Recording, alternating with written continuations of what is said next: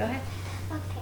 107 appointments, 24 home nurse visits, 79 days in the hospital, 113 chemo infusions, 28 days of radiation, 8 emergency room visits, 63 port accesses, 28 extra IVs and shots, 24 scans and imaging, 22 blood transfusions, 17 platelet transfusions, 3 feeding tubes, 2 surgeries, 1 episode of sepsis, Sophia 1 and cancer 0.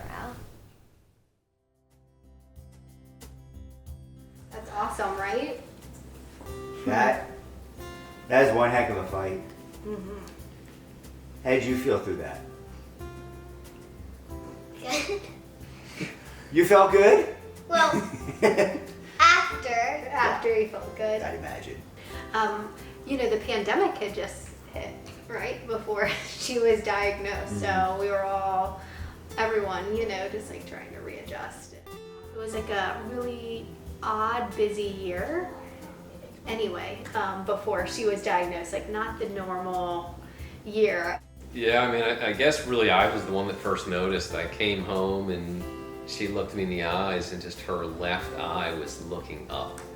And I called Courtney down and showed her, and we both thought the same thing. We got to do something. This just doesn't seem right.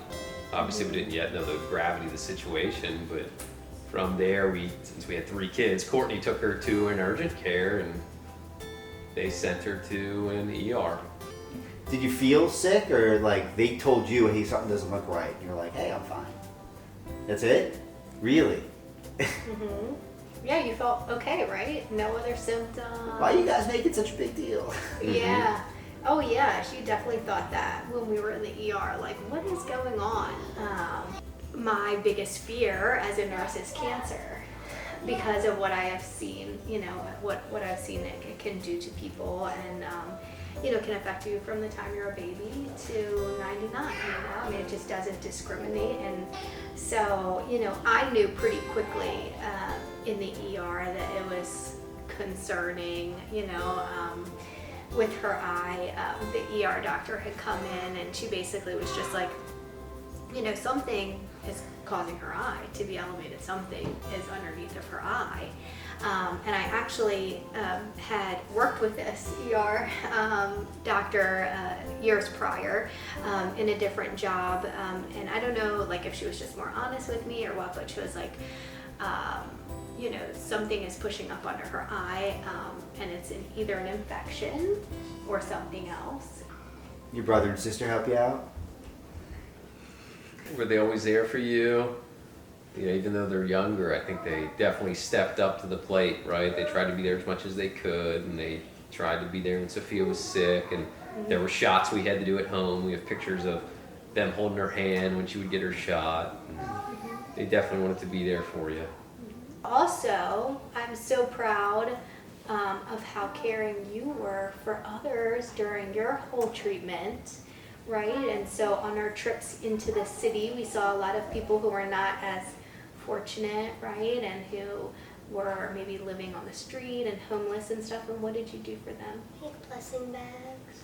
Yeah. Can you tell us about the blessing bags? I have different things in it, like food and things like that. What made you want to do that? Because they didn't feel really that good, and I wanted to help them feel better. Personally, I know that Sophia has really taught me what strength is. I mean, it's hard to put to words what we watched her go through and the positivity that she maintained throughout it. It's unbelievable. So personally, that's what I've learned. Yeah, I mean, similar that it's incredible what kids can endure with their just positive attitude, and we definitely saw that in Sophia. She just is still a kid at the end of the day, right?